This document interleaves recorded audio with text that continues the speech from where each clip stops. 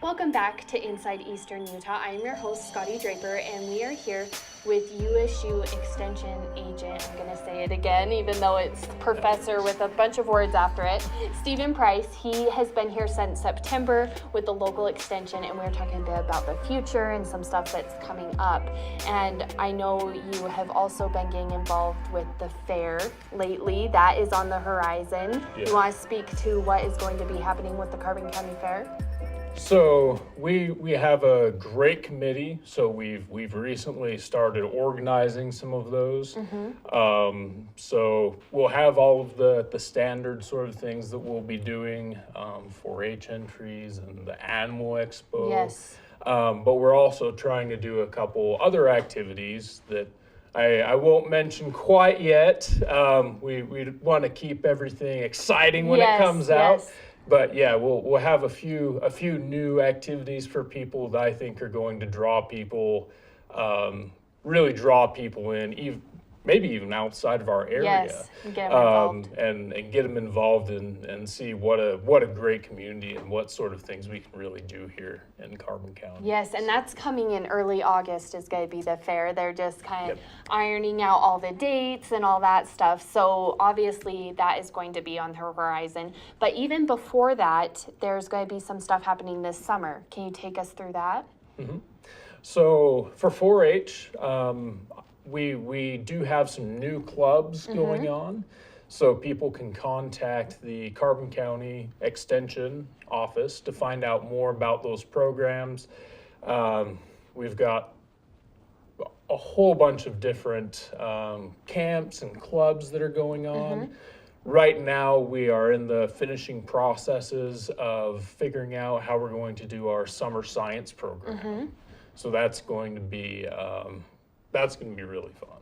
And how does that work? Is it for certain age groups? Is there a cost to be involved? Kind of what's the base information on that? So it is kind of divided up. The age groups are a little bit divided up. That way we can specialize and keep the interest of the kids and keep them involved and keep them paying attention. Of course. So there will be multiple age classes, and it'll be housed here locally in Price.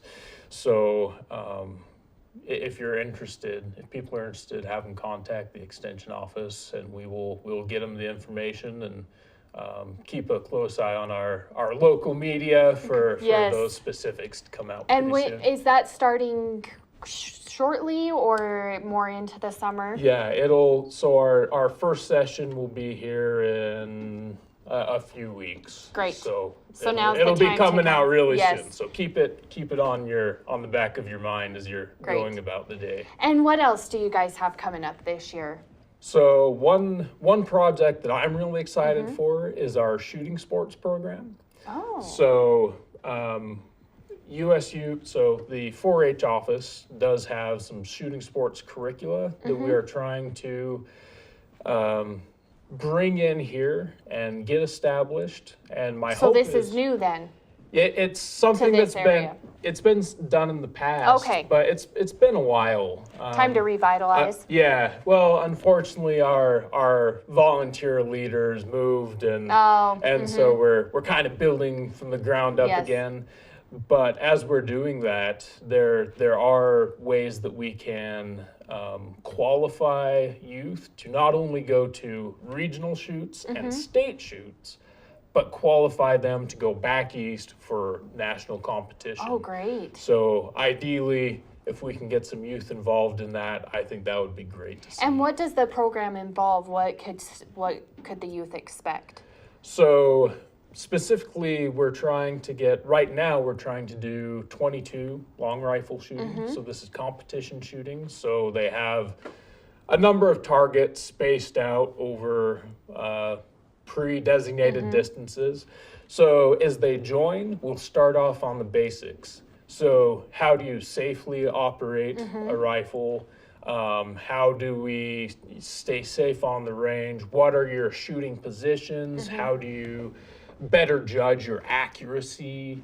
So really building on those basics. But as we move forward, we can advance everybody to where we'll have some expert shooters in just a few weeks. Oh, great. And is there a certain age requirement for that?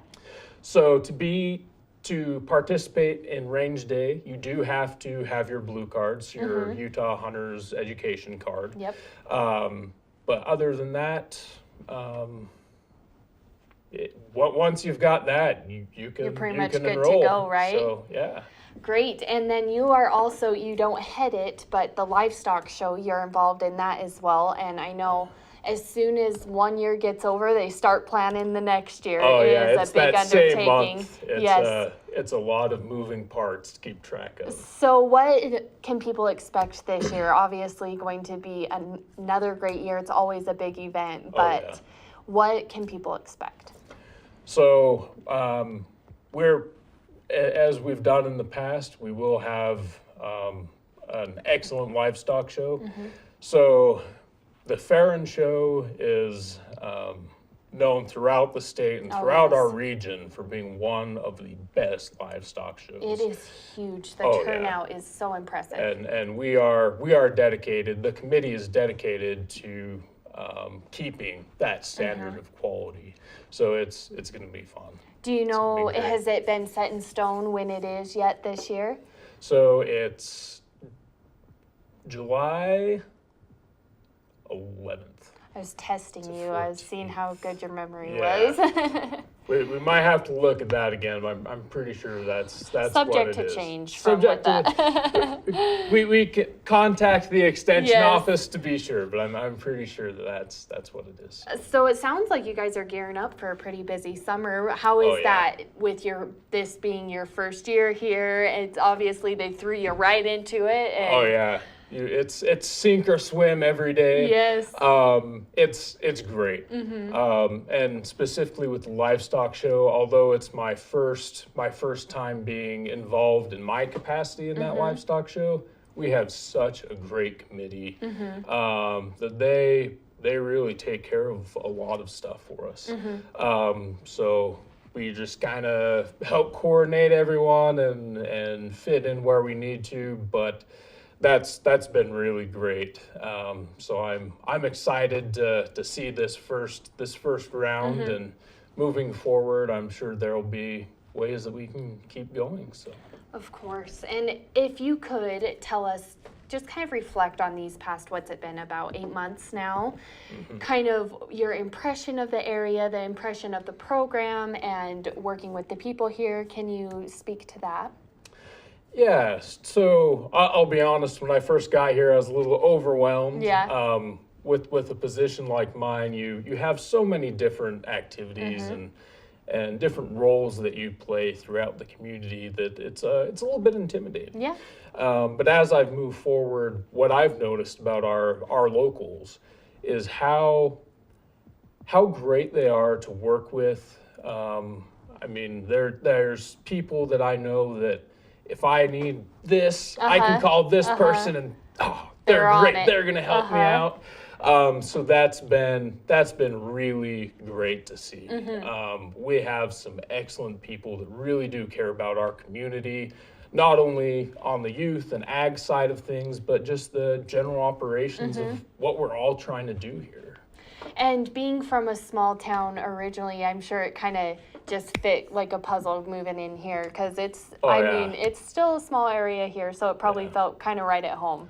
Yeah, definitely. It's it feels like home right away. So now, if we can, I look to the future a little bit. What do you see with your position here in the next few years with yourself and the program?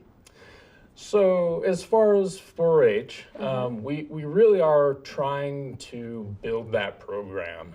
So really working with volunteers to offer locally relevant programming that we can better serve our youth. So that is something that we're really trying to push, to get more involvement, get more volunteers, get more clubs, more kids, and really broaden our impact for 4-H. So if you're interested, If give you're them interested, a call. give us a call.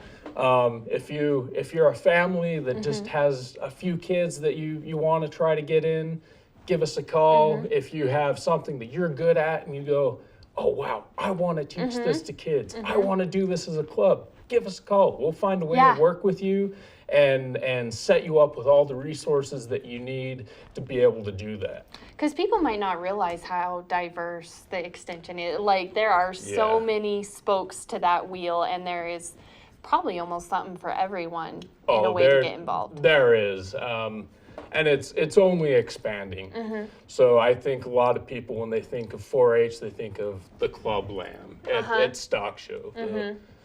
The little kids with the white shirt and their lamb, but it's so much more than that. Statewide, they do mock legislature. We have summer camps all across the state that people can qualify to go to.